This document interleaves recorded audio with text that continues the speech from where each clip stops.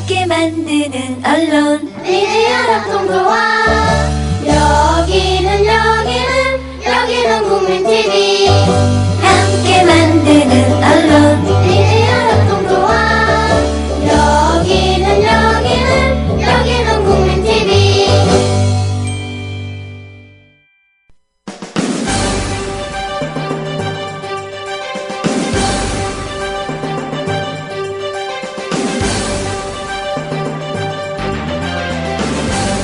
정치평론가 이강윤의 오늘. 안녕하십니까, 이강윤입니다. 6월 10일 수요일 시작합니다. 해괴망측이란 말이 있습니다. 국어사전에 보면 헤아릴 수도 없을 만큼 몹시 괴이하다고 풀이돼 있습니다. 말도 많고 탈도 많던 황교안 총리 후보자의 이른바 19금 변호사 수임계가 한정 공개됐습니다. 그중 가장 해괴망측한 것은 사면 관련 자문건입니다. 애초에 다른 변호사에게 사건을 맡겼던 의뢰인이 사면에 관해서만 따로 황 후보자에게 자문을 구했고 황 후보자는 사면 절차만 설명해줬다는 겁니다. 아시다시피 사면 절차는 인터넷 한 번만 쳐보면 자세히 나와 있습니다. 그러면 당초 사건을 맡았던 그 첫 변호사는 사면 절차도 모르는 법률가란 말입니까? 겨우 사면 절차만 알려고 따로 돈 들여서 황교안 변호사를 선임했다는 겁니까? 사면에 영향력을 행사하는 청와대의 당시 민정수석은 황교안 후보자와 사법연수원 동기였습니다. 과연 황 후보자 말씀대로 법조계는 참으로 좁군요. 이거 사면 로비 아니냐는 의혹, 상식적인 것 아닙니까? 황교안 후보자와 고교 동창이자 황 후보자가 수사를 맡았던 삼성 엑스파일 사건으로 의원직을 잃은 노회찬 전 정의당 대표는 단순한 사면 절차 문이라면 수임 액수를 밝히면 쉽게 해결될 건데 왜 밝히지 않느냐고 되묻습니다. 친구에게는, 아니 친구라서 말하기 힘든가요? 그래도 국민들께는 답해야 되는 것 아닙니까? 정말로 해괴망측한 총리 후보자입니다. 잠시 후 시작합니다. 주 기자님, 지난 주말에 콘도 다녀왔는데 진짜 좋았대. 주 기자님은 콘도 회원권도 갖고 있나 봐요? 부럽다. 이번에 회원권 114 거래소에 의뢰해서 싸게 구입했다는데? 콘도 회원권은 비싸지 않아요? 회원권인데? 근데 이 콘도 회원권이라고 다 비싼 게 아닌가 봐. 회원권 114에 알아보니까 종류도 많고 다양한 상품들 엄청 많던데? 그러면 우리도 봄 여행 한번 알아볼까요? 콘도는 회원권 114에서 구입하고요. 02-544-6114번 02-544-6114번 회원권 114는 인터넷과 모바일 앱에서도 검색할 수 있습니다. 콘도 회원권 거래는 회원권 114 02-544-6114번으로 바로 전화해보세요. 박근혜 대통령이 미국 방문을 연기했습니다. 청와대는 전격적으로 결정했다라는 말을 덧붙였습니다. 방미 일정은 미국과 협의해서 최대한 빨리 다시 잡겠답니다. 메르스가 급하긴 급한 모양입니다. 서양 속담에 게으른 사람 석양에 바쁘다, 그런 얘기도 있습니다. 뉴스 브리핑 들으시죠. 이정일 PD 어서 오십시오. 네, 안녕하십니까. 안녕하세요. 네. 자, 박 대통령 미국 연기했습니다. 방문. 네, 박근혜 대통령이 메르스 사태 대응을 위해서 14일부터 예정된 미국 방문을 전격 연기했습니다. 김성우 홍보수석은 오늘 춘추관 브리핑을 통해서 박 대통령은 메르스 조기 종식 등 국민 안전을 챙기기 위해서 다음 주 방미 일정을 연기하기로 했다고 밝혔습니다. 김 수석은 박 대통령은 현재 메르스 사태 대응을 위해 국가적 역량을 총동원해 적극 대처해왔고 직접 매일 상황을 보고받고 점검하고 있다며 이번 주가 메르스 확산 분수령이 되기에 각 부처와 민간 전문가 중심으로 메르스 확산을 막기 위해 최선을 다하는 실정이라며 그럼에도 국민이 불안해하는 상황인 만큼 박 대통령은 국민 안정을 위해 방미 일정을 연기했다고 설명했습니다. 네. 김수석은 박 대통령은 경제 활성화 등을 위해 주요 국가를 방문해 왔지만 국민 안전이 최우선이기에 방미 일정을 연기하고 국내에서 국민 불안을 해소해 나갈 것이라고 강조했습니다. 김수석은 또 국민 여러분도 함께 이 어려움을 극복해 나가길 바란다며 이와 관련해서 사전에 미국 측의 이해를 구했으며 향후 방미는 상호 편리한 가장 빠른 시기로 일정을 재조정하기로 합의했다고 말했습니다. 김수석은 박 대통령은 방미가 연기됐다고 해도 미국 측과 방미 안건인 한반도 안보 및 글로벌 파트너십 강화 노력을 지속할 것이라고 덧붙였습니다. 네. 메르스 소식 좀 들어보죠. 오늘 오전에도 사망자가 2명 추가로 나왔죠. 현재 메르스 관련 상황 어떻습니까? 네, 메르스 확진 환자가 100명을 넘어서면서 격리자 수도 3,000명을 돌파했다는 소식입니다. 보건복지부 중앙메르스관리대책본부는 오늘 정부 세종청사에서 열린 정례 브리핑에서 메르스 격리자 수가 전날보다 547명 증가한 3,439명이라고 밝혔습니다. 기관 격리자는 17명 증가한 180명, 격리 해제자는 34명 증가한 641명이었고 오전까지 229명이 확진 검사를 기다리고 있었습니다. 확진 환자 11명은 불안정한 상태를 보인다고 하는데요. 이 중에는 서울 삼성병원 의사인 35번 환자도 상태가 불안정해 산소 마스크를 착용하고 있는 것으로 알려졌습니다. 메르스 완치 판정을 받고 퇴원한 환자도 1명이 늘었습니다. 34번 환자의 퇴원으로 완치 판정을 받은 메르스 환자는 모두 4명이 됐습니다. 현재 메르스 확진자는 13명이 늘면서 총 108명으로 확대됐고 메르스 노출자가 늘면서 사망자도 오늘 2명 추가돼서 총 9명으로 늘었습니다. 네. 이 시간 현재 확진 환자는 모두 108명, 그리고 지난달 15일 첫 환자 발생 보고 후 사망자는 모두 9명. 그러면은 퍼센트로 따지면 10%는 조금 안 되는 숫자이긴 합니다. 한 가지 이례적인 게 이른바 35번 환자라고 알려져 있죠. 서울 삼성병원의 외과 전문의. 지난 6월 4일 저녁 박원순 서울시장이 긴급 기자회견을 할 수밖에 없었던 상황의 한 가운데 놓여있던 인물이기도 하고요. 응급 환자를 보러 갔다가 그 옆 침상에 누워있는 14번 환자로부터 감염이 됐는데 올해 38세의 비교적 젊고 평소 건강에 문제가 별로 없는 것으로 알려진 이 의사가 지금 상태가 대단히 좋지 않아서 산소 마스크를 착용하고 있다. 생명에까지 이상이 있을 그런 정도는 아니리라고 추측은 합니다만 메르스는 흔히들 고령의 평소 질환을 앓고 계신 분들에게 매우 위험하다 이 정도로 알고 있었고 10대 또는 건장한 20, 30대 이런 분들에게는 별 문제 없는 것으로들 알고 있었는데 조금 이 점이 의아스럽긴 합니다. 네.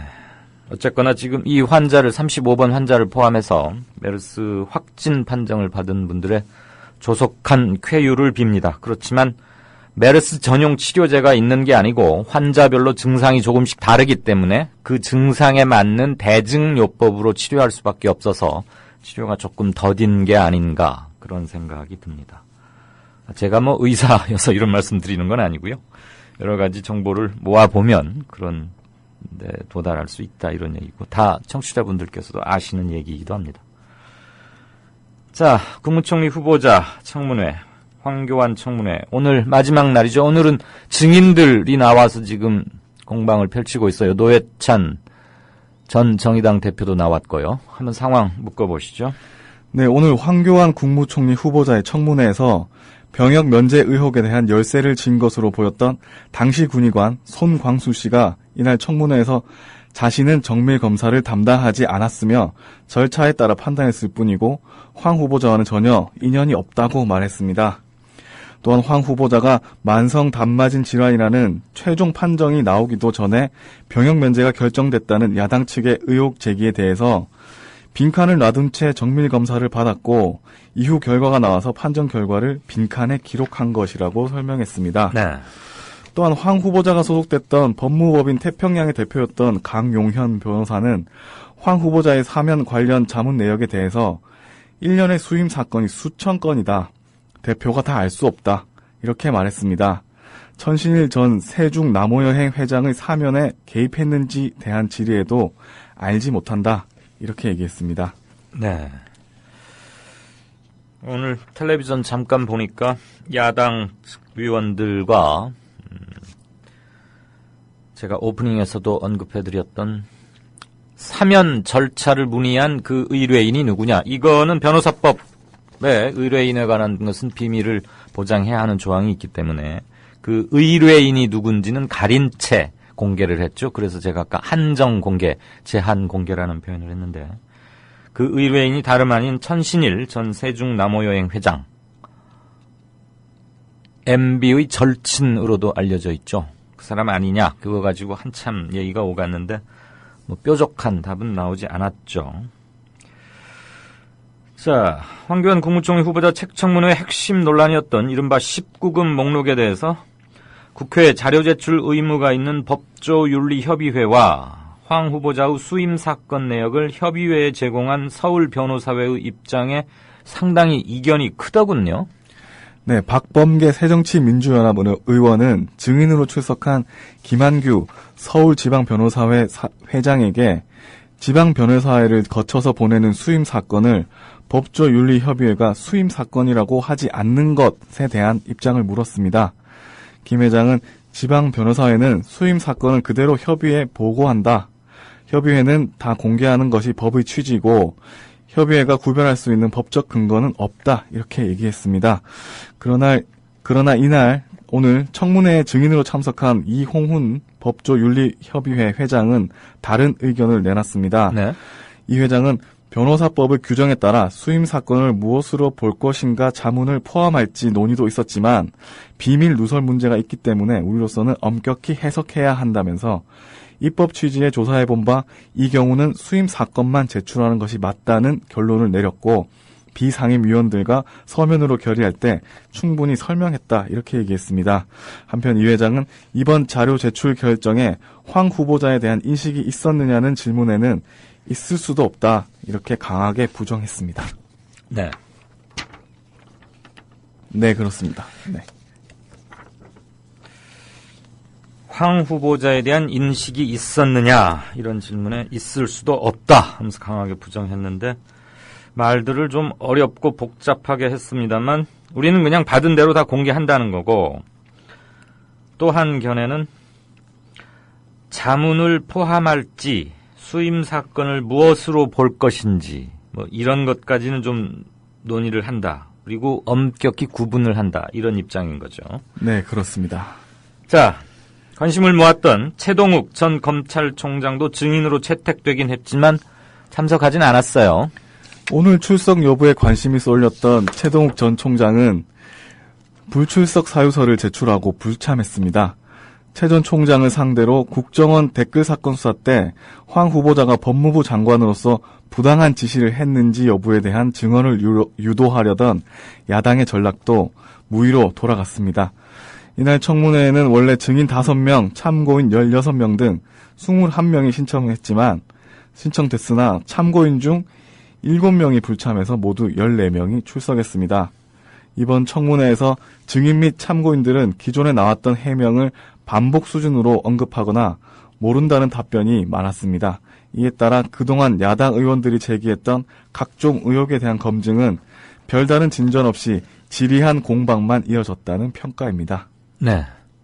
자료 제출이 반 정도밖에 안 돼서 한 방울 터트릴 한 방이 없었고 마지막 날 오늘은 증인들이 나오는 날인데 관심을 모았던 증인 몇몇은 안 나왔고 나온 증인들도 모르쇠로 일관하거나 그저 그냥 상식적인 해명만 했다. 즉 뭔가 심도 있는 것을 이끌어내는 데 실패했다. 이 말이죠. 네, 그렇습니다.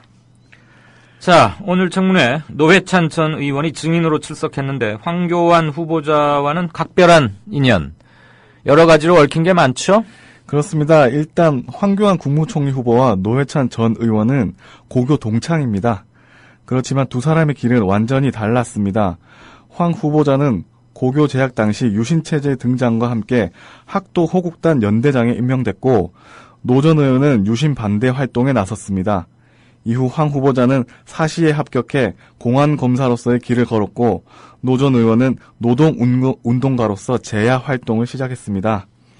그리고 노 전 의원은 지난 2005년 삼성 엑스파일 사건 때 떡값검사 명단을 폭로했다가 당시 수사를 지휘했던 황 후보자로부터 통신비밀보호법 위반 혐의로 기소돼 집행유예 1년을 선고받고 결국 국회의원직을 잃었습니다.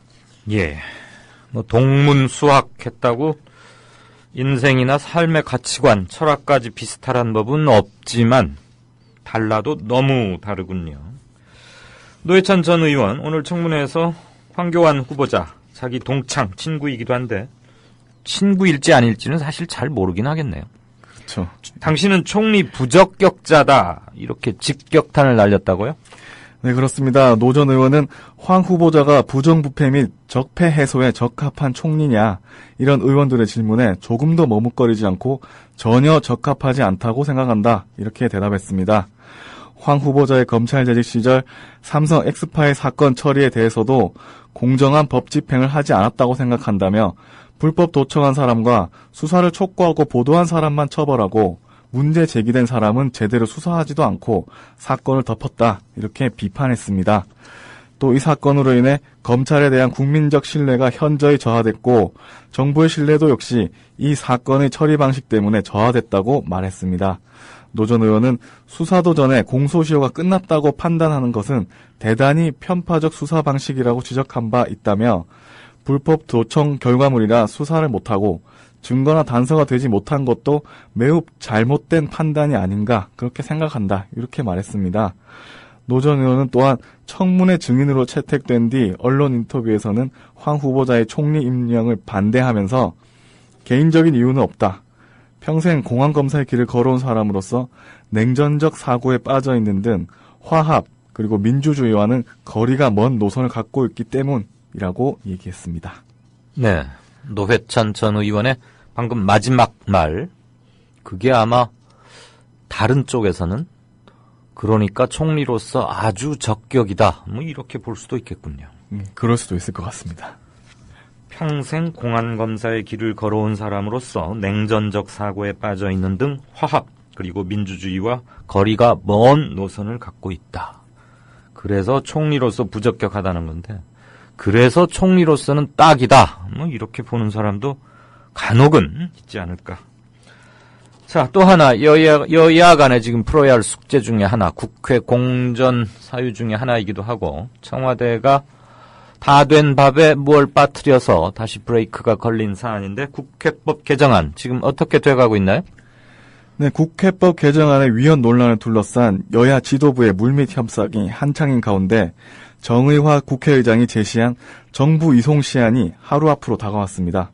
정 의장은 일단 예정대로 오는 11일 오후에는 개정안을 정부로 넘기겠다면서 여야를 상대로 합의 압박 수위를 높이는 동시에 물밑 설득전에 나선 것으로 알려져 막판 극적인 합의를 이끌어낼 수 있을지 주목됩니다. 여권 관계자는 오늘 한 언론사와의 전화통화에서 도저히 합의가 어렵다고 판단되면 내일 오후 개정안을 원안대로 정부에 넘긴다는 방침이라며 이와는 별도로 지난 29일 새벽 본회의를 통과한 다른 60여 개 법안은 내일 모두 정부로 이송할 것이라고 말했습니다. 네. 정 의장이 내놓은 중재안은 개정안 가운데 국회가 정부 시행령에 대한 수정 변경을 요구할 수 있다. 이런 문구 중에 요구를 요청으로 바꾸거나 수정 변경 요구받은 사항을 처리하고 그 결과를 보고해야 한다. 이런 문구는 검토하여 처리 결과를 보고해야 한다. 이런 식으로 바꿔서 강제성 혹은 구속력을 낮추는 게 골자입니다. 새누리당 핵심 당직자는 야당 원내 지도부는 중재안에 대해 긍정적인 반응을 보였지만 문재인 대표를 비롯한 지도부를 설득하는 것이 관건인 것으로 보인다면서 합의가 이뤄져 내일 중재안을 반영한 개정안이 이송되더라도 박근혜 대통령의 판단이 중요하다. 이렇게 얘기했습니다. 네. 단어를 몇 개 고쳐서 의무 또는 강제사항인 것을 아닌 것처럼 좀 보이게 해서 보내자라고 정의화 국회의장이 중재안을 내놨고 이거 가지고 두 여야 원내대표 사이에서는 일정 부분 이견은 좁혀졌달까, 최소한의 공감대는 형성되어 가는 것으로 보이는데, 제1야당의 지도부를 비롯한, 사실 이거는 국회 본회의를 통과시켰고, 그래서 법률로서는 성안이 된 거고, 이것을 정부로 보내는 절차 직전에, 그러니까 해보지도 않고 다시 바꾸는 거란 말이에요. 수정안을 다시 재개정하겠다는 건데, 마치 어린아이로 치면 이름을 다 지어놓고 출산이 임박해서 할아버지한테 가서 여쭙든 장명가한테 찾아가서 뭐가 좋겠습니까? 어쨌거나 이름을 하나 지어놨어요. 아이도 낳았어요. 근데 남자아이를 이름을 지어놨는데 여자아이가 태어나거나 그런 것도 아니고, 그래서 이름 별 문제가 없는데 그 아이에게 그 이름을 불러보기도 전에, 야, 이거 이름이 좀 잘못된 것 같아. 그래서 이름을 바꾸자. 말하자면 이런 거예요. 해보지도 않고 수정안을 다시 재수정안으로 바꿔서 청와대에 보낸다. 그리고 나서도 만약에 박근혜 대통령이 거부권을 행사한다면 참 볼만하겠군요. 김무성 대표가 어느 자리에서 재수정안이 아니라 지금 원안을 청와대로 보내서 그것을 다시 국회로 거부권을 행사한다면 국회가 그것을 재의결을 하든 재의결을 하지 않든 그것은 전쟁 상황에 준하는 것이다. 이런 요지의 말을 했는데, 과연 그냥 결연한 의지인지 아니면 자기의 그냥 나중에는 또 사견이라고 이렇게 물러설지는 모르겠습니다만, 메르스 사태 때문에 가려지고 있는 큰 두 가지 물줄기 뉴스 중에 하나였죠. 내일 처리 여부가 어쨌거나 관심에 집중이 되는군요. 네, 그렇습니다. 네, 28년 전 오늘 1987년 6월 10일 기억하시는 청취자분도 계실 거고, 이른바 넥타이 부대라고 해서 거리에 같이 나오셨던 분들도 계실 거고, 그때는 아예 이 세상에는 태어나지 않았고 그저 지나간 역사 속에 또는 신문 스크랩이나 일일 소사 같은 것으로 또는 선배들로부터 전해 듣기만 한 분들도 계실 겁니다. 오늘이 이른바 87년 6월 민주대항쟁이라고 불리워지는 60항쟁 28주년입니다. 오늘 기념식이 열렸죠, 당연히. 네, 그렇습니다. 행정자치부는 오늘 오전 10시 서울시청에서 제28주년 60민주항쟁 기념식을 열었습니다. 6월 10일 60민주항쟁은 1987년 1월 박종철 고문치사 사건에 이어 4.13 호원조치가 발표된 데 맞서 그해 6월 전국 주요 도시에서 대학생과 직장인을 중심으로 일어난 민주화 운동입니다. 직선제 개헌 약속을 담은 노태우 당시 대통령의 6.29 선언을 끌어내는 계기가 됐습니다. 6월 10일은 노무현 정부 말기인 2007년 국가기념일로 지정됐고 올해 기념식은 9번째로 열리는 것입니다. 기념식은 6월 민주항쟁 28주년 경과를 보고하는 동영상 상영에 이어서 정종석 장관의 대통령 기념사 대독, 박상증 이사장의 국민께 드리는 글 낭독, 기념 공연, 참석자 전원의 광야에서 합창 등 순으로 진행됐습니다. 박근혜 대통령은 기념사에서 우리나라가 70년의 짧은 기간에 급속한 경제 성장에 이어 민주주의를 모범적으로 발전시켜 올 수 있었던 데에는 더 나은 세상을 꿈꾸었던 수많은 분들의 헌신이 있었다며 그동안 성취를 바탕으로 더 성숙한 민주주의 실현과 국민 대통합을 향해 나아가야 한다고 얘기했습니다. 국민 대통합이라고 그랬습니까, 방금? 네, 그렇습니다. 네. 이런 자리에 장관을 보내서 대독시켰군요. 네. 다른 메르스 때문에 아주 바쁘시다고요, 요즘? 네, 굉장히 바쁘신 것 같습니다. 네. 5.18 광주 민중항쟁 기념식에도 대통령은 가지 않았죠? 네, 그렇습니다. 네. 자, 경제 소식 하나 챙기죠. 지난달 은행권 가계 빚이 무려 580조, 거의 600조에 육박하는데 이렇게 빚이 막 늘어나도 되는 겁니까? 네, 지난달 주택 거래가 증가하면서 은행권의 가계 대출도 7조 3천억 원이나 늘어서 이 부분의 대출 잔액이 580조 원을 넘어섰습니다. 한국은행이 오늘 발표한 5월 중 금융시장 동향에 따르면 지난달 말 현재 은행권의 가계대출 잔액은 586조 4천억 원으로 한 달 전보다 7조 3천억 원 늘었습니다.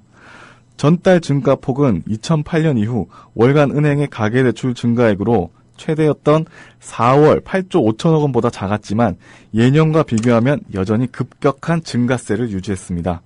이로써 은행 가계대출은 올 들어 5개월간 25조 5천억 원이 늘어서 이미 2013년 1년간의 증가액인 23조 3천억 원을 넘어서게 됐습니다. 네. 가계대출 증가분의 80% 이상을 주택담보대출이 차지했는데요. 주택담보대출은 한 달 새 6조 3천억 원이 늘어서 5월 말 기준 잔액이 432조 8천억 원에 달했습니다. 네. 5월 전국의 주택 거래량은 10만 9,872건으로 작년 같은 달보다 40.5% 늘면서 석 달째 10만 건을 돌파했습니다. 지난달 서울시의 아파트 거래량은 12,700채로 2006년에서 2014년 5월 평균 거래량의 2배를 넘었습니다.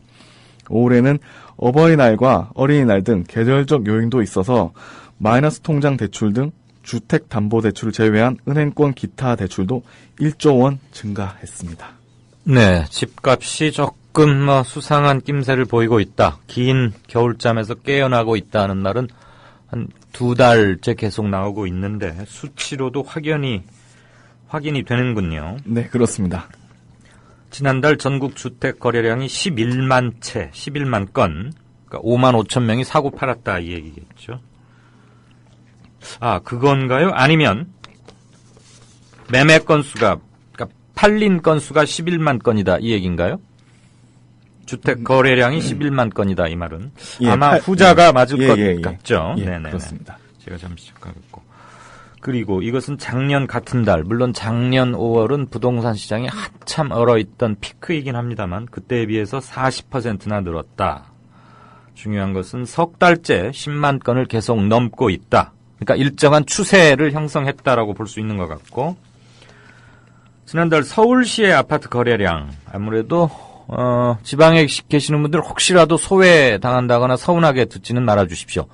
수도권, 그중에서도 서울 시내 아파트값이 전국 아파트값에 무슨 일정한 풍량계 역할을 하거나 풍선 효과 이런 걸 유발하기 때문에 어쨌거나 서울시의 아파트 가격 및 거래 동향은 부동산 전체 시장에서 중요한 거 아니겠습니까? 그런 점에서 서울시 것만 따로 떼내어서 본다면 서울시 아파트 거래량이 지난달에 2006년부터 작년 2014년까지 무려 9년인가요? 8년인가요?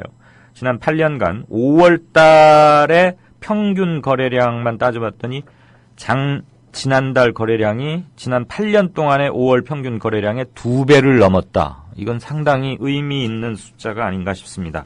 아시다시피 2006년이면 노무현 정부 말기에 부동산 값이 폭등을 하면서 버블 세븐이라는 게 온 국민의 관심이자 또 지탄의 대상이 됐고, 그게 국정 운영에도 매우 큰 악영향으로 작용할 때였고, 그래서 그때는 2006년, 2007년, 그다음에 2008년까지는 부동산 거래량도 굉장히 많고 그랬던 시기입니다. 그 이후에 리만 브러더스 사태 이후에 외환 위기 이런 것들을 거치면서 부동산 시장이 싸늘하게 죽기도 했고요. 그러니까 지난 2006년부터 2014년은 부동산 극성수기와 극한기가 혼재되어 있는데 그 총 평균의 2배를 넘어섰다라는 것은 어쨌거나 부동산 시장이 꿈틀대고는 있다. 그리고 이게 가격 상승으로도 이어지고 있다. 이런 얘기네요.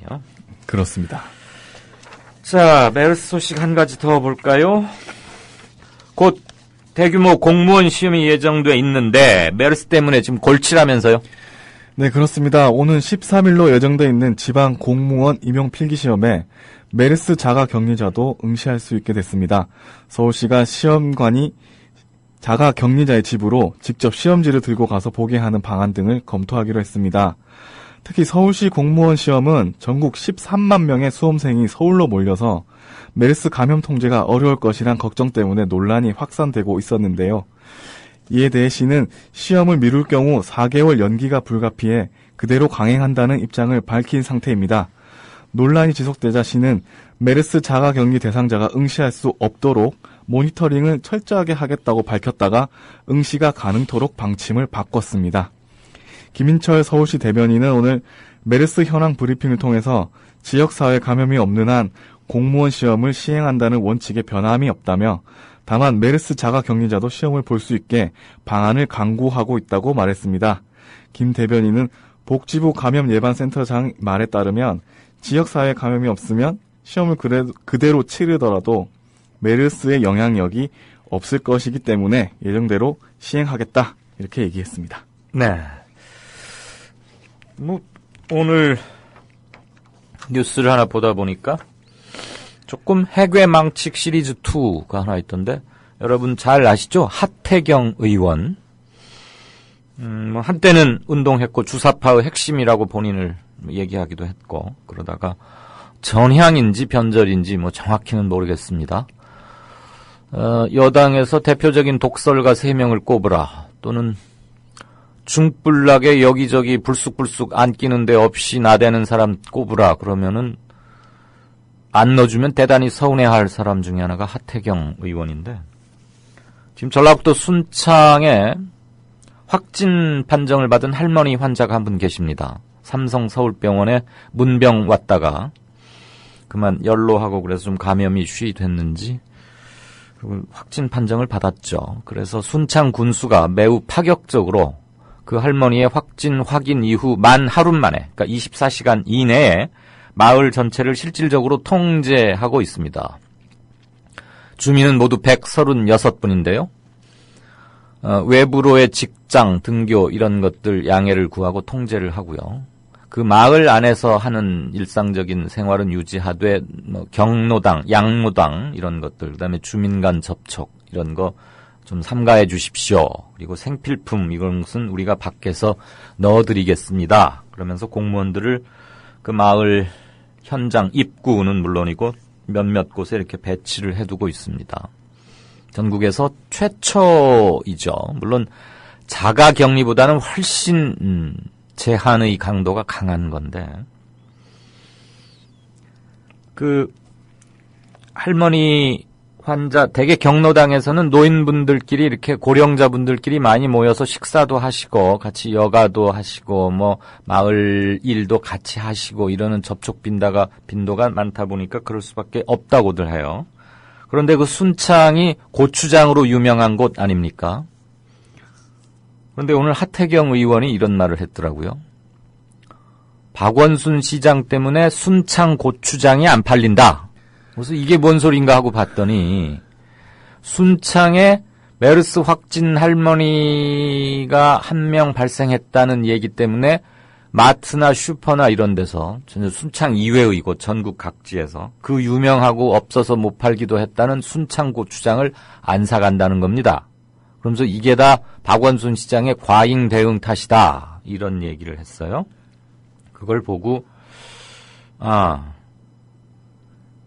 짧게 생각하면 하태경 당신처럼 생각할 수도 있긴 하겠다. 그런데 그게 왜 박원순 시장 탓인가?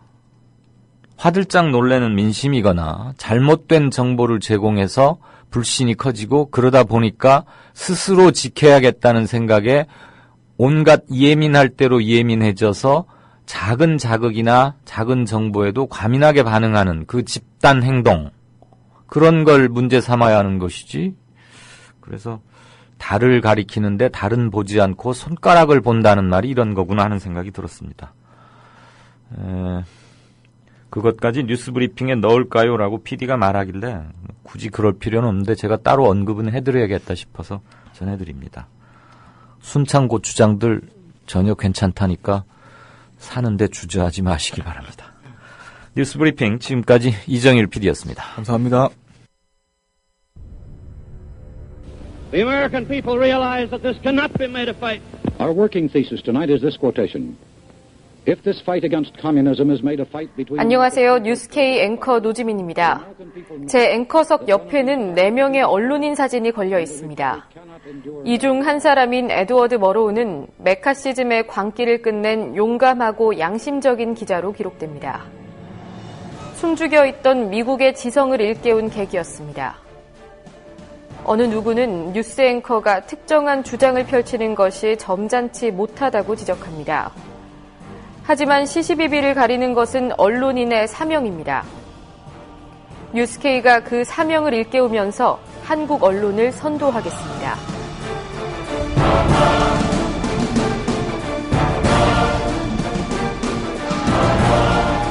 공정보도라는 미명에 몸을 숨긴 기계적 중립. 품위 품격이란 미명의 존재를 감춘 엘리트주의. 뉴스K는 하나하나 혁파해 가고 있습니다. 오늘 저녁 7시 당신의 진실한 전달자 뉴스K 많은 시청 바랍니다. 네, 5시 7분 38초입니다. 우선 어제 방송에 약간 차질이 빚어졌죠. 한 7분 30초가량을 제가 여러분들과의 게시판 소통으로 했는데 진짜 인터뷰 예정했다가 전화 불통 사태로 못 나갔던 김종대 편집장 방송 후에 사안을 파악해 보니까 전화 접속 과정에서 서로 문제가 있었는지 김 편집장은 전화를 기다렸다고 하고 우리는 계속해서 했고 유선전화와 무선전화 동시에 했고 했는데 아무튼 되지 않았습니다. 어제 방송 끝날 때쯤인가 오늘 방송 직전인가 다름과 닮음님께서 김종대 편집장이 이강윤 앵커의 학교 후배라고 알고 있는데 더 혼나겠다. 제가 어제 끝날 때 김 편집장 좀 혼내야겠다 그랬잖아요. 보니까 혼을 뭐 세게 낼 상황은 아니었고 거기서 또 나름대로 기다렸다고 하니까 생방송 중에 있을 뭐 해프닝 치고는 최악의 해프닝이었습니다. 오늘 연결합니다. 그리고 그런 불의의 사고도 막기 위해서 아예 유선 전화를 확보시켰고요. 다시 한번 확인을 했으니까 어제 여러분들 좋은 질문 주셨고 그건 제가 갈무리를 해두었습니다. 추가로 또 탄저병, 세균전 또는 뭐 국방 전체에 관해서도 김종대 편집장이 워낙 국방 관련해서는 해박한 편이니까 묻고 싶거나 제안하고 싶은 것은 기탄 없이 올려주십시오. 게시판을 좀 보겠습니다.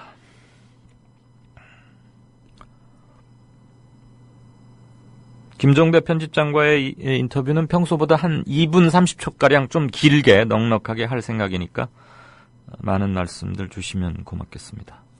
KBM3452님, 하태경 이 사람도 치매인가?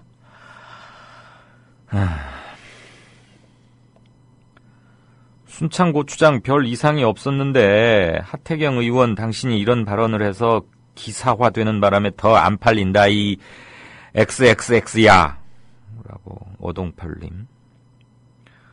여민 여원맘, 아이들 이름이 여민과 여원인가 봐요. 저는 어제 순창고추장 사왔는데 그랬고.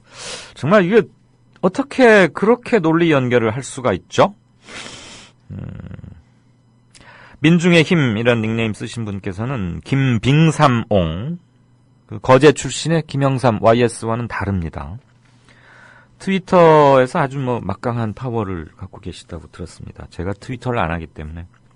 참 어떤 분께서 팟빵 후기에 이강윤의 오늘 원고를 좀 트위터로 올려줄 수 있느냐, 그다음에 팔로우 신청했는데 좀 왜 안 받아주느냐 이 말을 남기셨던데 제가 트위터를 안 합니다.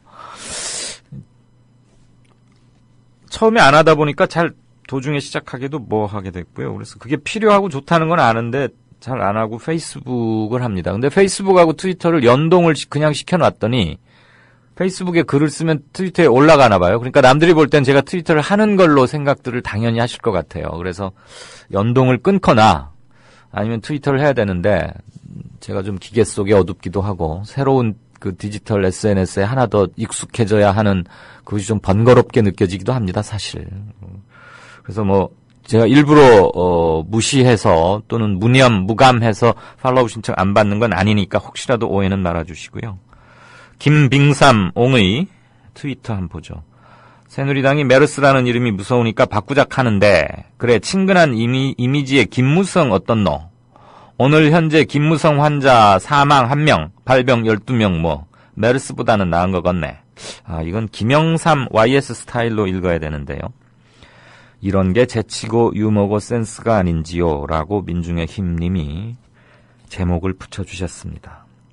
그러면서 하태경, 권성동, 김무성 뭐 이렇게 나는 건 어떻겠냐 그러는데 이거 누구 법률에 좀 밝으신 분 없으세요? 또 뭐 모독 어쩌고 저쩌고 또 발끈하실라 거론된 사람들. 아이시스님, 어제 JTBC 방송에 소개된 뉴욕타임스 만화 컷 영어로 돼 있으니까 영어를 읽겠습니다. Some of the factors are running back. 그리고 보고받는 김정은 북한의 제1비서가 희죽희죽 즐거워하고 있는 메르스 때문에 북한 탈주자들이 다시 북한으로 돌아간다는 그런 풍자의 의미인 것으로 새겨진다고요. Some of the factors are running back. running back 하고 있다는 얘기죠. 설마. 청와대 열 감지기 설치한 거 가지고 또 꼬집어 주신 분도 계시고요. 공릉동 아줌마님은 죄송합니다. 잘 듣고 있습니다. 세월이 어찌 지나가는지 오늘이 60이군요. 방송 듣고야 알았어요.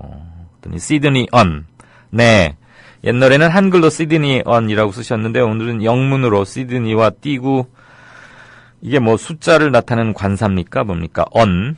시드니 언. 거기하고 2시간쯤 시차 나던가요? 그때 1987년 그때 저는 거리에 있었습니다. 추억이 그립습니다. 이래 주셨군요. 시드니는 지금 이제 겨울인가요? 늦가을쯤 되겠네요. 어제 그 호주 그리고 뉴질랜드 이런 데로 워킹 홀리데이 가는 한국의 젊은이들이 겪는 고초, 어려움 이런 거 경제뉴스 브리핑에서 있었는데 들으셨는지 모르겠습니다. 물론 알고 계시겠죠. 시드니언님하고 관련이 있다는 뜻은 전혀 아닙니다. 태평양 로펌의 고문인지 그 강 대표의 인사청문회 답변 매우 실망스러웠다. 이런 얘기도 주셨고요. 이거 아주 재밌는 그림이네요. 저는 오늘 처음 봤는데 술퍼맨 영어로 술퍼맨이라는 작가, 웹툰 작가라고 해야겠죠? 여기는 부르닥 댕민국이다. 가지고 올드맨들의 가상 대화인데 안대희, 이완구, 문창극 이 세 사람이 모여서 술을 한잔 하고 있습니다. 먼저 안대희 씨의 발언. 전관 예우 때문에 청문회 나가지도 못했어. 그러면서 상당히 화난 표정이고요. 이완구 씨는 눈물 한 방울을 살짝 비치면서 내 비리 의혹은 세 발의 피다. 자기보다 더하다 이거죠. 독인, 객인인 것 같던데. 문창극 씨가 제일 열불 내고 있어요. 아주 미간을 찌푸리고 막 격앙 노발대발 해가지고 이게 다 하나님의 뜻인데 술이나 듭시다. 그러면서 황교안 총리 후보자를 보고 속들이 많이 상한 모양입니다. 이 사람들 모이면 술값 낼 걱정은 별로 안 해도 되겠네요. 비타오백 3천만 원도 있고 안대희 후보자께서도 상당한 돈을 받으셨고 문창극 씨도 술은 소주들을 잡수고 계시네요. 오동팔님 그림 잘 봤습니다. 아무튼 우리 오동팔 청취자께서는 이 이미지 컷에 매우 강하신 것 같아요. 어디서 이런 것들 이렇게 캡처해서 오시는지 보는 제가 즐겁습니다.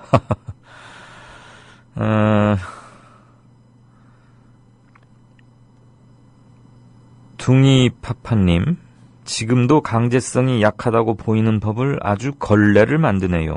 아예 개정하지를 말지. 야당은 또 개정하고도 욕먹네요.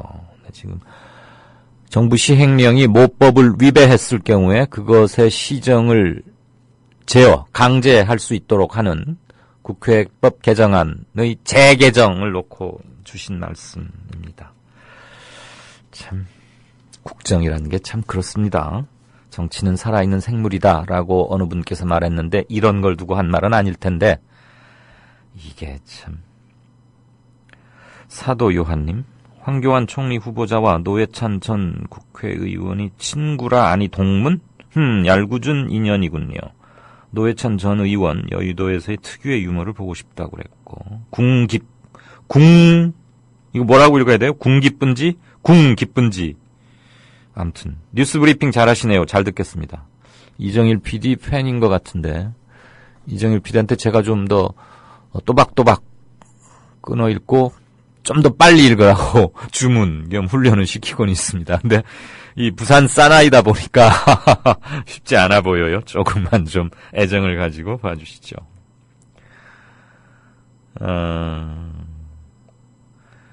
다 어디 갔나? 다 중동에 갔다고 라고. 이게 뭐 바꾼 건지 뭔지 잘 모르겠어요. YTN 화면인데. 아무튼 네가 가라 중동 뭐 이런 것도 생각이 납니다. 오동팔님이시군요. 역시. 알자지라 지사장님. 아유 노고가 많으십니다. 원래 알자지라 거기가 이제 메르스 본적이죠. 근데 여기 와서 더 기승을 부리고 있는데 이분은 몸 괜찮으신지 모르겠어요. 이분 말씀. 황교안 후보자 완전히 브로커 아닙니까 이거? 자문 명목으로다가 참 이러셨고. 한마디로 말이 안 되죠. 아카시아님. 쿠웨이트박은 국민들한테 재미라도 줬는데 메르스박 이 물건은 무청 시래기만도 못해. 예술의 전당포님. 혹시 미국에 가지 못한 이유가 이것 때문인지 조류 독감이 사람에도 안 좋을 것 같아요. 오바마가 오지 마소. 미국 달걀값 폭등의 수입 결정. 조류 독감 확산 여파. 네, 이런 걸 어떻게 만드십니까? 블루벨벳님. 박근혜 대통령의 방미 연기가 혹시 국민에 대한 염려 때문이 아닐까요? 우리나라 국민을 위해서가 아니라 미국 국민을 위해서 말이에요. 메르스 전파되면 안 되니까요. 뭐 설마 대통령이 메르스하고 무관하겠죠. 어쨌거나 말씀하시는 바는 알겠습니다. 한 가지 풍경 전해드리고자 합니다. 제가 오늘 지하철을 타고 오는데 지하철 안이 평소보다 좀 한가한 거 다른 도시도 그런가요? 저는 확연히 느낍니다. 길거리에 자동차도 좀 줄었고 통행이 이게 뭐 어느 하루가 아니고 요 며칠째 계속되는 걸로 봐서 사람들이 아예 특별한 일 아니고는 외출을 거의 삼간다. 불필요한 이동을 자제한다. 이걸 확연히 느끼겠는데 남녀 대학생으로 보이는 아주 젊고 파릇파릇한 6명이 이렇게 우르르 탔어요. 어느 역에서.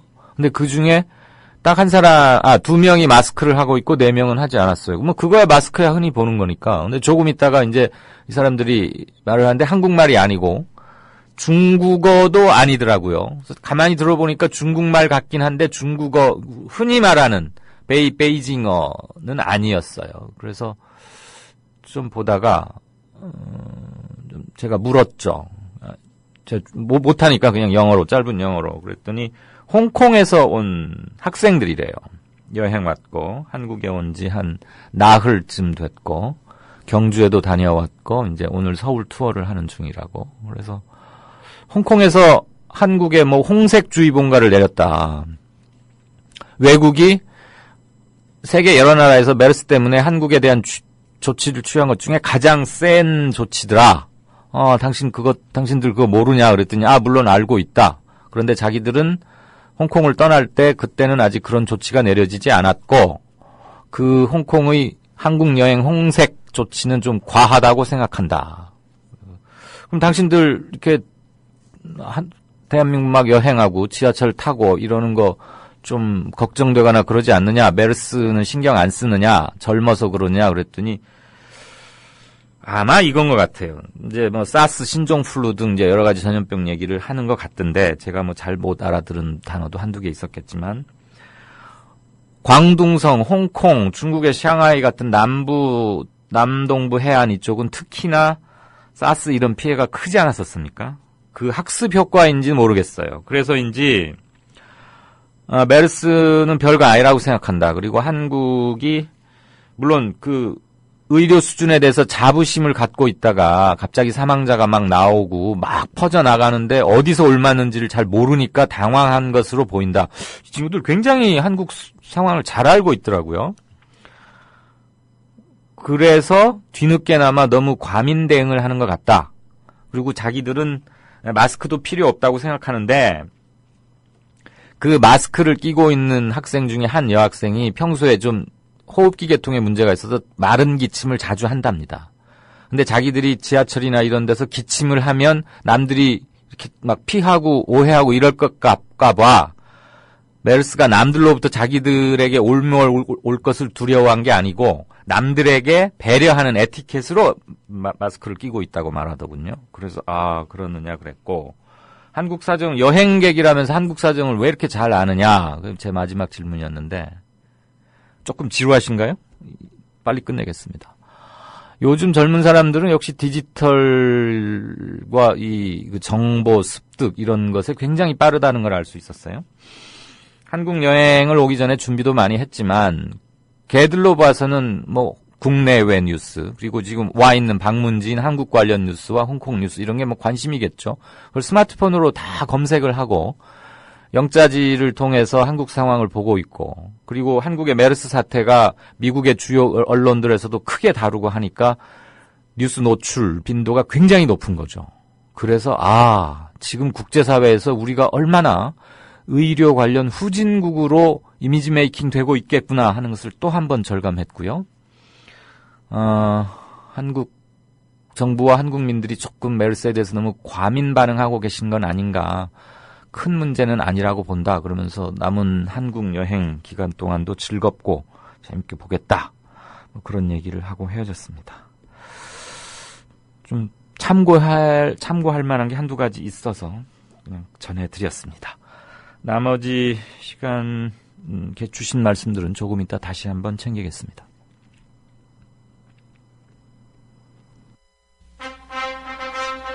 미디어 협동조합이 벌이는 싸움은 단번에 끝나는 단거리 달리기가 아니라 마라톤입니다.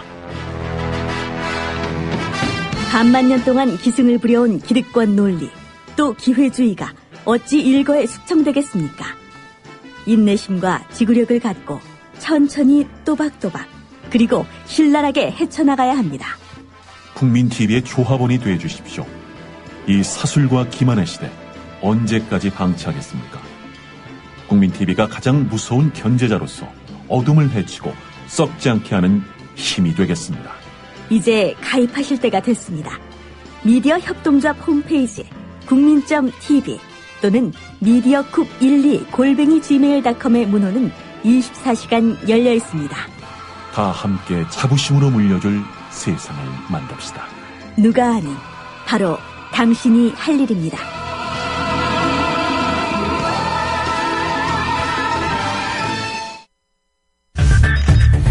이강윤의 오늘 이제는 정가 산책으로 함께합니다. 정치권 동향 생생하게 풀어드릴 분은요. 네, 한국일보 양정배 기자 안녕하세요. 네, 안녕하세요.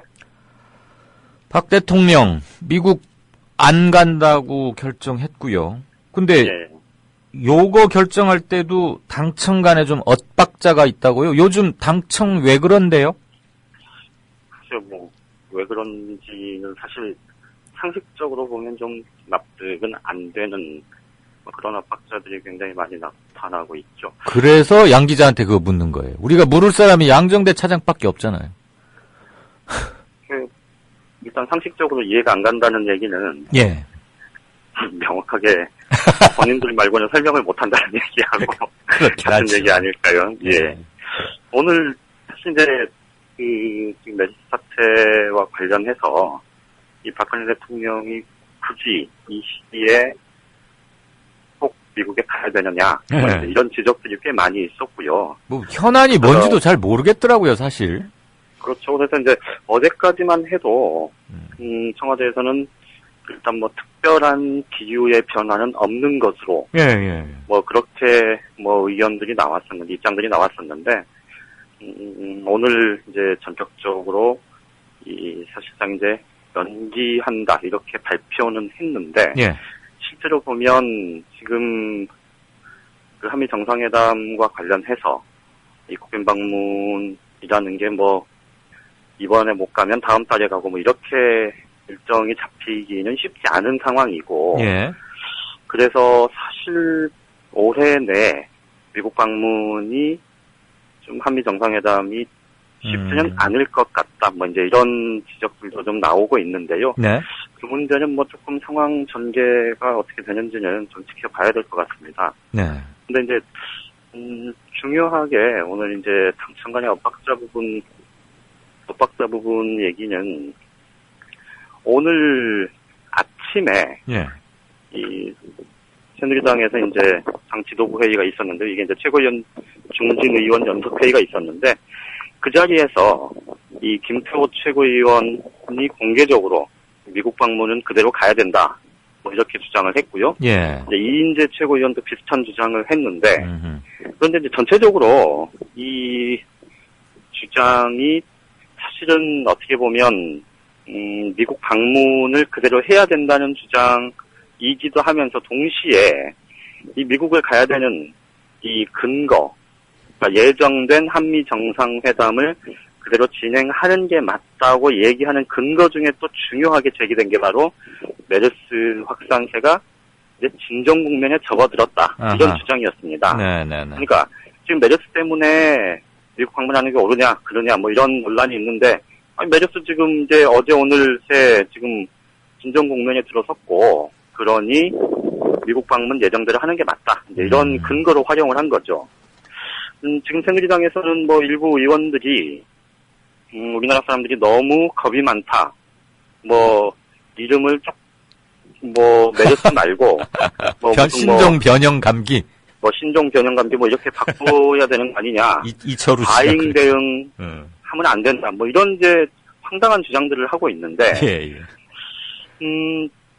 이런 주장들을 펼치면서 결국 그 박근혜 대통령이 이제 미국 방문 문제를 그렇게 이제 뭐 계속 추진해야 된다 이렇게 주장을 했고 그거에 대해서 오늘 김무성 대표의 입장이 참 우스워진 상황이 하나 있었는데요. 네. 이것 때문에 이제 당청 간에 참 소통 안 되는구나 이런 생각을 할 수밖에 없는데 예. 김무성 대표도 이 회의 모두 발언을 통해서 메르스 확산도가 이제 좀 진정 국면에 접어들었다 이렇게 단정을 했고요. 또 이제 미국 방문과 관련한 이 최고위원들의 발언이 있은 뒤에 이제 최고 중진 연석 회의가 끝난 다음에 기자들과 만나서 이렇게 얘기를 했습니다. 당에서 이 미국 방문은 예정대로 하는 게 맞다는 목소리가 굉장히 강하게 나오고 있고 네. 이 의견을 청와대에 전달하겠다. 이렇게 설명을 한 겁니다. 기자들한테. 지난번에는 또 여당 일부에서 미국 안 가는 게 좋겠다 그러더니 이게 계속 서로 아무튼 엇박자 스텝이 꼬이는 건 맞군요. 그렇죠. 그러니까 미국 방문 해서는 안 된다. 지금 메르스 이거에 집중해야 한다. 이제 이런 얘기들을 공개적으로 한 의원들이 하태경, 뭐 이명수 이런 의원들이 있었는데 네. 지금까지 알려진 걸로는 김무성 대표나 유승민 원내대표, 이 비박 지도부는 두 사람 다 지금 시점에 미국 방문은 적절치 않은 것 아니냐. 내심 이렇게 생각은 하고 있는데 그렇더라도 뭐 청와대가 결정할 일이다 이제 공개적으로 그렇게 얘기를 해왔었거든요. 예. 그러니까 두 사람 다 미국 방문이 적절치 않다 이렇게 생각을 하는 걸로 그렇게 알려져 있었는데 오늘 김무성 대표가 뭐 아침 회의가 끝난 다음에 기자들한테 백프를 하면서 이제 그렇게 설명을 한 겁니다. 당에서 가라는 요구가 많이 있으니 그 의견을 청와대에 전달하겠다 이렇게 얘기를 했는데 그런데 그로부터 1시간도 채 안 돼서 안 간다고. 청와대가 연기 발표를 한 겁니다. 그러니까 그거에 대해서 이제 사실 말씀드렸듯이 김무성 대표의 모양새가 좀 우스워졌는데 이제 김영우 대변인 그러니까 김무성 대표의 최측근이면서 이제 당의 공식 입장을 전달하는 이 대변인 이제 기자들한테 좀 부연 설명을 한 게 있습니다. 오늘 아침에 최고중진 연석회의가 오전 9시부터 시작이 됐는데 그 직전에 청와대 쪽에서 연락이 와서 김무성 대표한테 이 미국 방문 문제에 대해서 미국 측과 좀 협의하고 있다. 네. 이렇게 얘기를 했었다는 겁니다. 야, 진짜 참. 그러니까 이게 참 황당한 게 뭐 청취자분들도 좀 되게 황당하실 텐데 아니 지금 이 정도 상황에서 미국 방문 연기 혹은 일정 축소 최소한의 일정 축소 이런 부분들을 협의하고 있다는 건 이미 어제 그제 다 뉴스로 지금 나왔던 얘기 아닙니까? 그렇죠. 그런데 오늘 아침에 이 집권 여당의 대표한테 청와대가 최종적으로 이 연기 결정 발표를 하기 전 한 두어 시간 전에 예. 청와대가 미국하고 협의하고 있다. 이렇게 전달을 했다고 이제 당의 수석 대변인이 기자들한테 설명을 한 건데요. 예. 설령 그 설명이 100% 사실이라면 네. 당이 정말 청와대로부터 얼마나 무시당하고 있는지를 단적으로 보여주는 거고. 대놓고 물 먹이는 거 아니에요. 그렇죠. 대놓고 물 먹이는 거죠, 이게. 물도 보통 물이 아니네, 이건. 그렇죠. 그리고 만약에 김영우 대변인이 김무성 대표를 좀 이렇게 보호해 주려고 예. 조금 이렇게 설명을 한 그런 거라면 참 번지수를 한참 잘못 짚은 거죠. 그러게요. 그러니까 이제 이 말씀을 결국 제가 장황하게 드린 이유는 지금 오늘 아침에도 보면 김무성 대표는 제가 말씀드렸듯이 주변 사람들한테 그리고 뭐 이렇게 비공식적으로 기자들 만나서는 이 미국 방문에 대해서 조금 재고가 필요하다는 취지의 얘기를 계속 해왔는데 예. 오늘 아침에 이제 좀 다른 기류를 얘기를 했다는 게 아침에 만약에 청와대하고 연락이 있었다면 기류를 전혀 잘못 읽었거나 그러게. 청와대가 말씀하셨듯이 굉장히 의도적으로 물을 먹였다 뭐 이렇게 볼 수 있고요. 그런데 유승민 원내대표는 오늘도 이 메르스가 진정 국면을 보이고 있다는 김무성 대표하고는 다르게 컨트롤 타워에 여전히 혼선이 있다. 그리고 미국 방문 부분에 대해서도 회의가 끝나고 나서 당에서 최고위원들이 그렇게 얘기하고 있지만 조금 뭐 그거는 아직 청와대가 결정할 문제인데 조금 신중하게 결정할 필요가 있다는 취지의 얘기를 한 게 있습니다. 네. 그러니까 결국은 이 당청 간의 불협화음이라는 게 이 비박계 수톱 당대표나 당 원내대표하고 청와대하고 지금 계속 압박자가 나고 있는데 어쨌든 유승민 원내대표는 뭐 누누이 말씀드렸듯이 지금 어쨌든 자기 길을 그냥 가는 거고 예. 김무성 대표는 그 사이에서 좋게 보면 중재자 역할, 조금 삐딱하게 보면 굉장히 좀 좌고우면하는 그런 상황이 오늘도 연출이 된 거고 예. 이게 큰 틀에서 보면 청와대하고 여당하고 참 손발이 안 맞거나 혹은 정말로 서로 예. 특히 청와대가 당 지도부를 바라보는 그 시각이 참으로 삐딱하다. 이런 걸 다시 한번 확인할 수 있었던 계기인 것 같습니다. 양 차장이 둘 다 틀렸어요. 그런가요? 예. 정치부 10년이나 계셨다면서 그거를 못 맞춥니까? 제가 일러드릴게요. 그 청와대의 말을 일반 대한민국 국민이 그냥 정상적으로 평균적으로 교육받은 사람이 알아들을 수 있도록 번역해주는 그게 생겼어요. 번역기. 그런가요? 네. 근데 새누리당에 그 번역기가 없어서 그래요. 그러니까 당청이 이게 계속 안 맞는 거예요. 말을 못 알아들으니까. 그러니까 소통이 안 되는 거 당연하지. 누가 누구를 일부러 물을 먹이고 그분들이 그러실 분이 아니죠. 청와대 출입기자한테도 한국일보도 그 번역기 하나 사서 지급하세요. 그거 돈 얼마 안 된대요. 페이스북에 가면 싸게 판대요. 그나저나 말이에요. 어제 뭐 텍사스 일정, 휴스턴 일정은 취소하고 워싱턴 일정만 한다. 그러니까 뭐 단축 일정 막 이런 얘기 오가고 잠시 오갔던 것 같긴 한데 네네. 대통령의 특히 미국 방문은 그 분 단위로 일정을 조정하고 이러지 않습니까? 그리고 실무 교섭일 대개 1개월 훨씬 전부터 막 하고 그러니까 네네. 1시간 만에 뭐가 바뀌었다는 것은 확실히 당을 무시하거나 정보를 안 줬거나 하는 거고. 그렇죠. 그리고 오늘 더 황당한 그 상황이 하나 있었는데요. 예. 그 청와대 춘추관장이 이제 청와대 취입 기자들의 행정 업무를 이제 지원하는. 예, 그렇죠. 이 1급 이제 청와대 직원인데, 청와대 정무직 직원인데, 오늘 청와대 춘추관장이 예. 아침에, 그러니까 그 방미 연기 발표하기 전에요. 오늘 아침에 청와대 출입기자들에게 예. 청와대 춘추관장이 이 기자실을 찾아와서 이 열 감지기, 뭐 발열 체크 이런 거 해가지고 열 많은 사람은 못 오게? 방미 수행자 못 간다. 예. 뭐 이런 얘기를 했다는 겁니다. 예. 그러니까 청와대 춘추관장조차도, 그러니까 청와대 내에서도 예.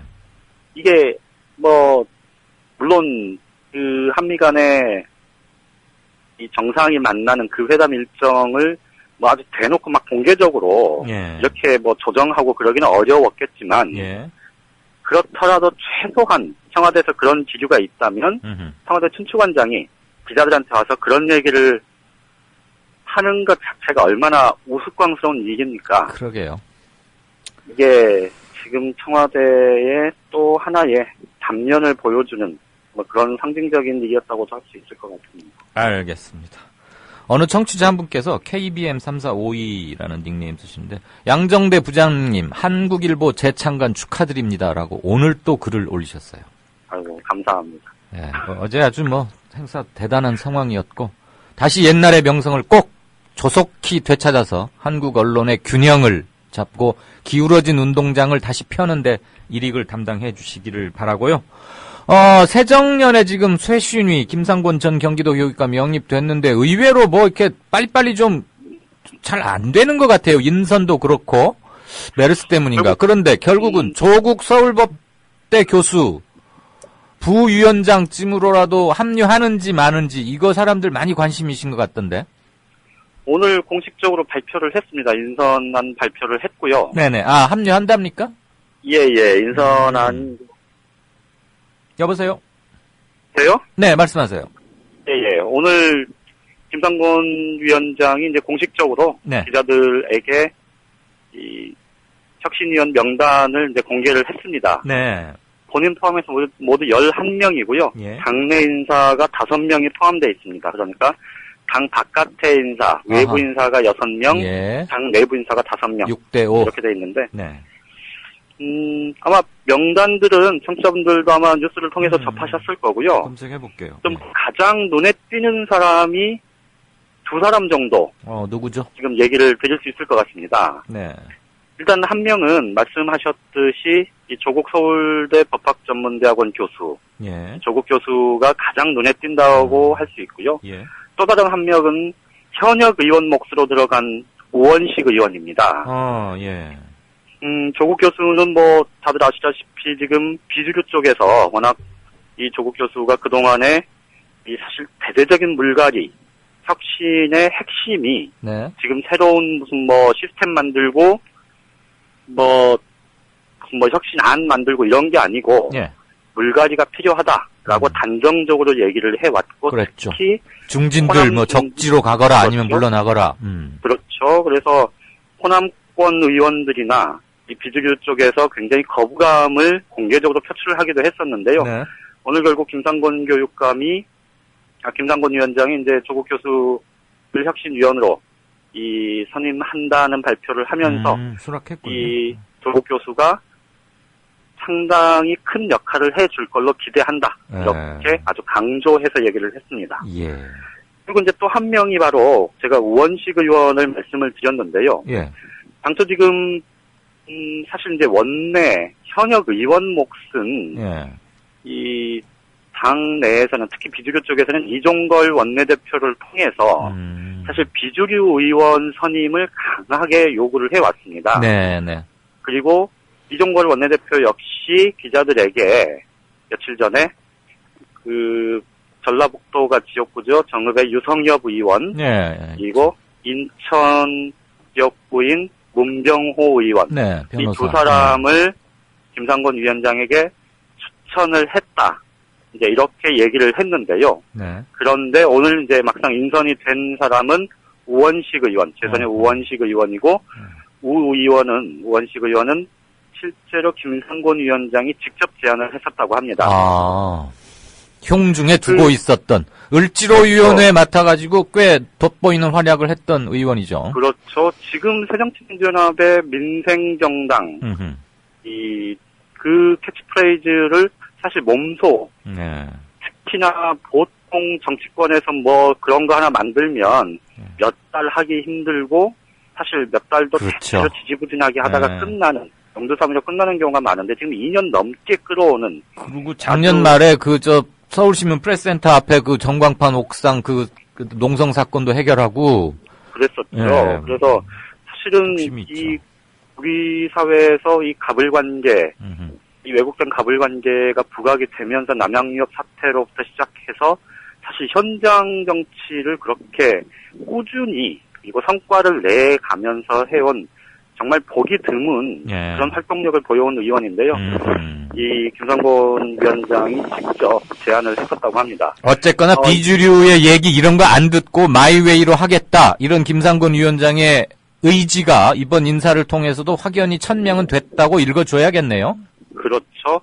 그리고 이제 실제로 이종걸 원내대표도 김상곤 위원장한테 이 두 사람 중에 꼭 해달라 이렇게 요청을 했던 건 아닌 것 같습니다. 주변 얘기를 들어보면 비주류 쪽에서 지금 당 지도부의 일원으로 지금 주승용 최고위원이 사실상 나는 사퇴했다 이렇게 지금 얘기를 하고 있어서 비주류의 의견을 전달할 통로 자체가 사실 뚜렷이 보이지 않는 상황이어서 지금 이종걸 원내대표에게 사실 과부하가 좀 걸리는 측면이 있는데 전에 이종걸 원내대표 당선됐을 때 제가 말씀을 드렸듯이 이종걸 원내대표가 사실 지금 친노하고 각세우면서 비주류를 대변하는 그런 역할에 충실하지는 않을 거다 제가 말씀을 드렸지 않습니까? 그랬죠. 이번에도 비슷했던 것 같습니다. 그러니까 마지못해서 그런 제스처는 취하되 그 전권은 김상곤 위원장한테 넘겼었다고 합니다. 그래서 김상곤 위원장이 우원식 의원을 선정하기 전에 이종걸 원내대표에게 사전에 양해를 구하기도 했었다. 이런 뒷얘기가 있는데요. 어쨌든 제가 지금 우원식 의원, 조국 교수와 함께 우원식 의원을 이 강조해서 말씀을 드리는 이유 중에 또 다른 하나는 말씀드렸듯이 지금 주류와 비주류 혹은 당의 여러 계파들 이런 것들을 이렇게 좀 포괄하는, 그러니까 계파의 대표성을 가진 사람들을 한 명씩 이렇게 자리에 앉히는 그런 방식으로 지금 혁신을 꾸리지 않은 것만은 분명해 보입니다. 이게 이제 말씀하셨듯이 이 김상곤 위원장의 혁신 의지 이런 부분들이 어쨌든 인선에서는 좀 드러났다고 볼 수 있고요.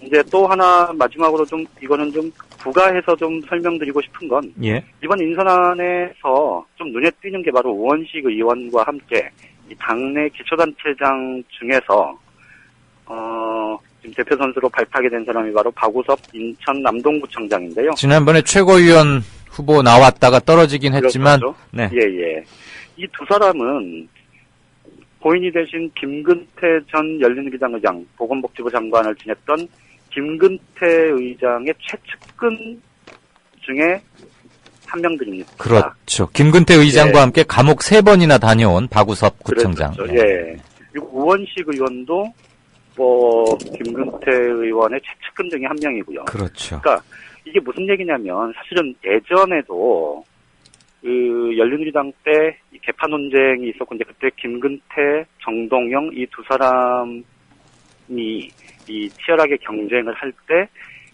이른바 DY계, GT계 이런 논란들이 많이 있었는데 그러면서 친노가 또 중심에 있었고요.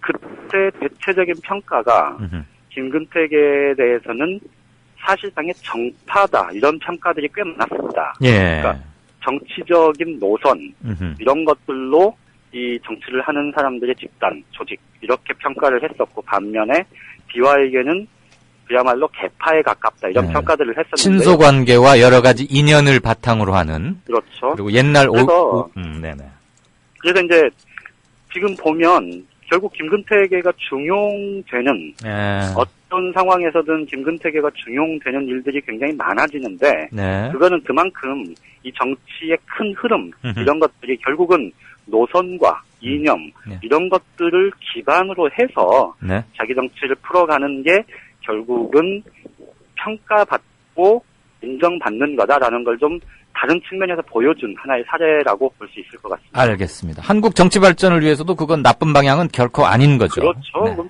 바람직하고 그렇게 가는 게 맞죠. 사실 노무현 정신, 김근태 정신, 김대중 정신, 이 정신만 똘똘 뭉치게 하는 게 건강한 야당, 튼튼한 야당을 재건 또는 건설, 복구하는 지름길이 아닌가 하는 생각은 듭니다.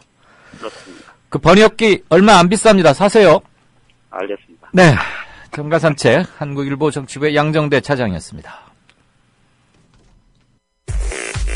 국민 라디오를 또 국민 TV를 읽는다?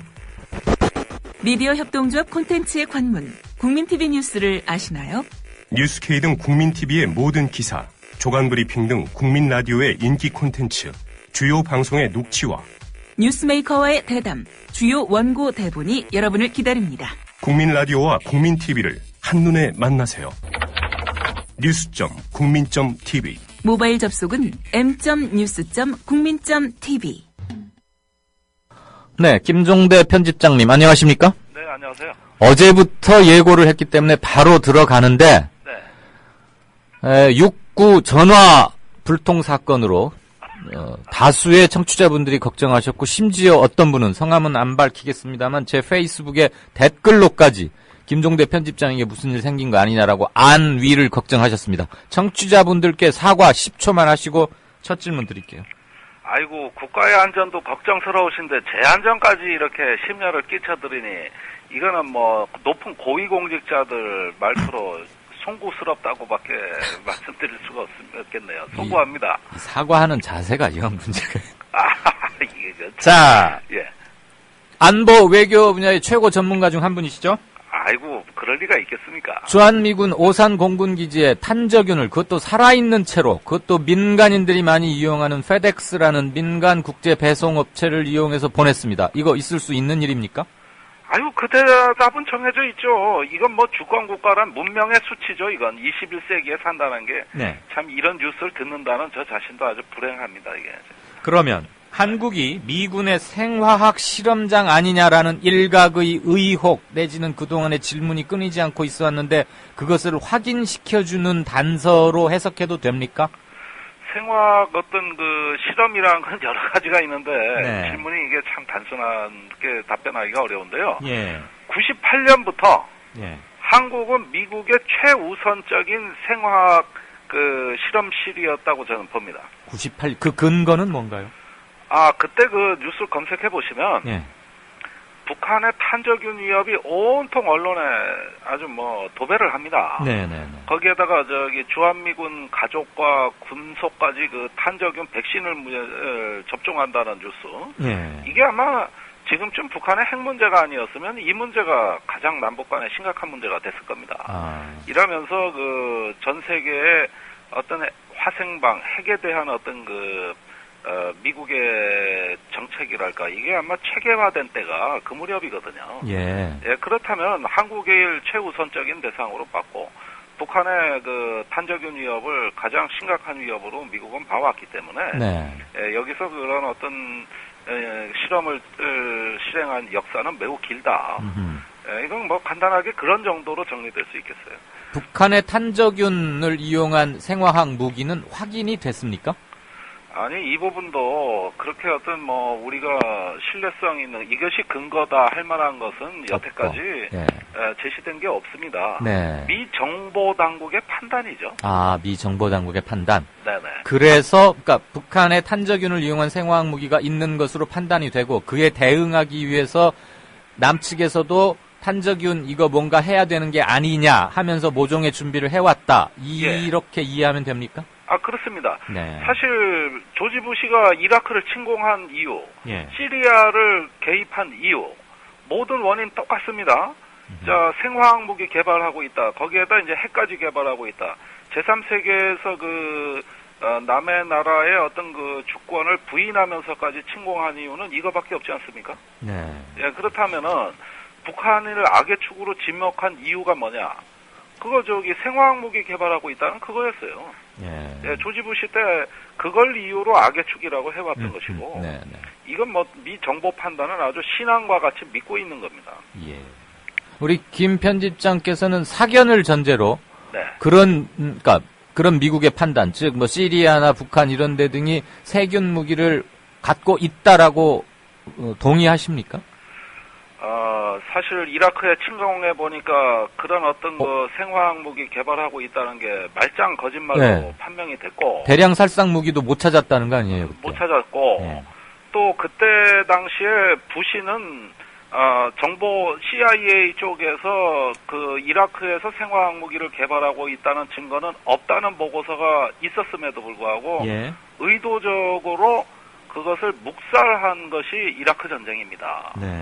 그렇다면 지금은 우리가 동맹국이고 상당히 세계에서 가장 막강한 정보력을 갖고 있다는 미국이 얘기를 하기 때문에 어느 정도 그 개연성을 주목하게 되는 것이지 사실은 이런 어떤 그 생화학 무기가 어느 정도 존재하는지 얼마나 위협적인지는 우리는 모른다고 얘기하는 게 정답이에요. 알겠습니다. 네. 뭐 괜한 추측을 통해서 또 불신이나 공포를 과장해서도 안 되니까 팩트 위주로 말을 해야겠죠. 너무 무시해서도 안 되고 너무 믿어서도 안 됩니다. 이게 알겠습니다. 정보라는 게 아주 이쪽 세계가 희한하거든요. 예.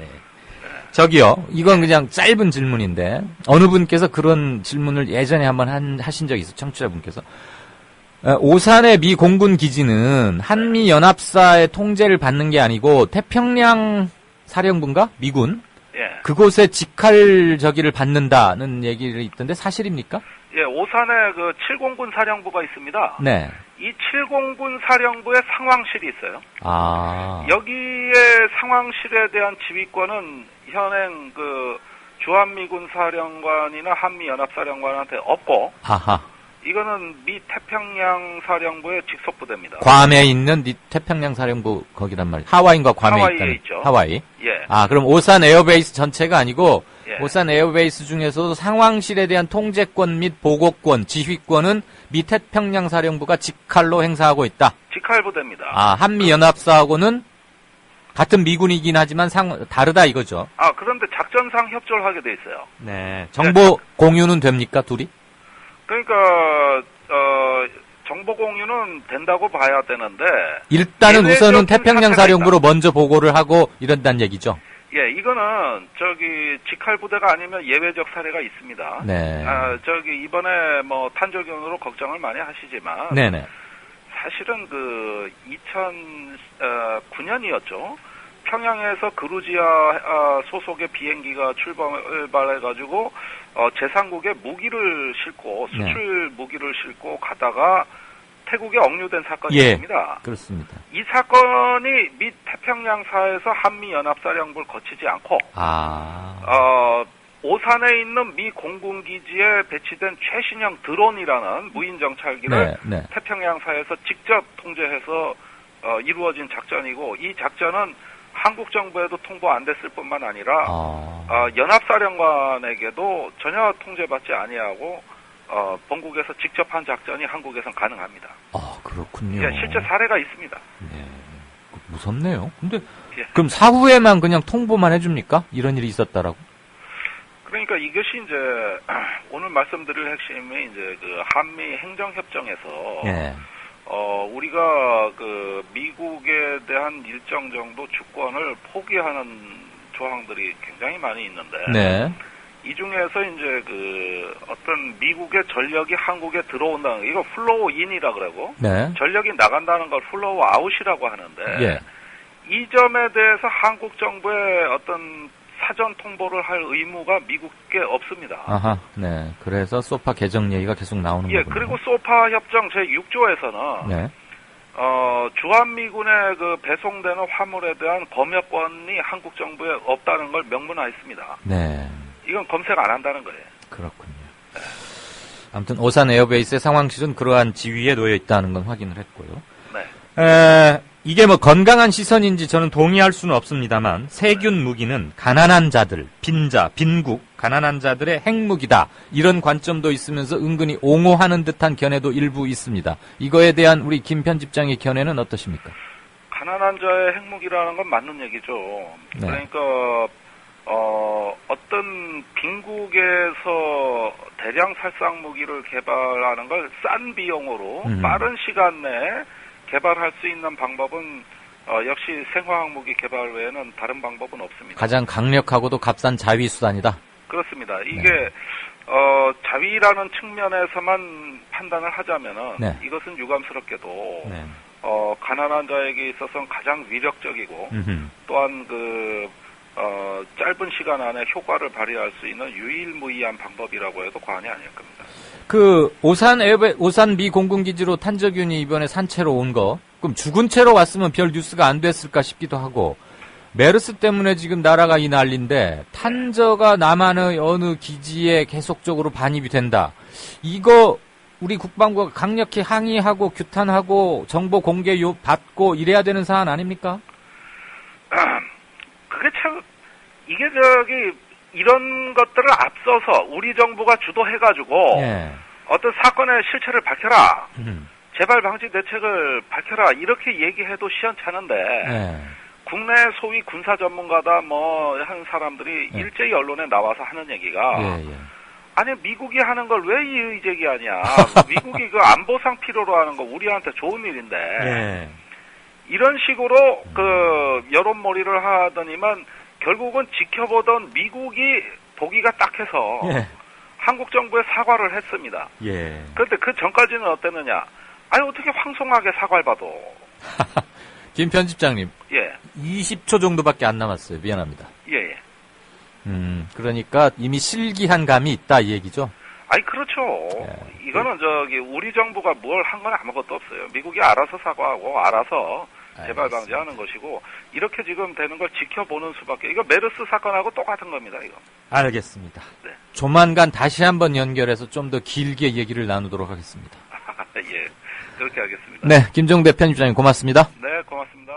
네, 이강윤의 오늘이 준비한 순서는 여기까지입니다. 인터뷰가 조금 아쉬우셨죠? 내일 이 시간에 다시 뵙겠습니다. 고맙습니다.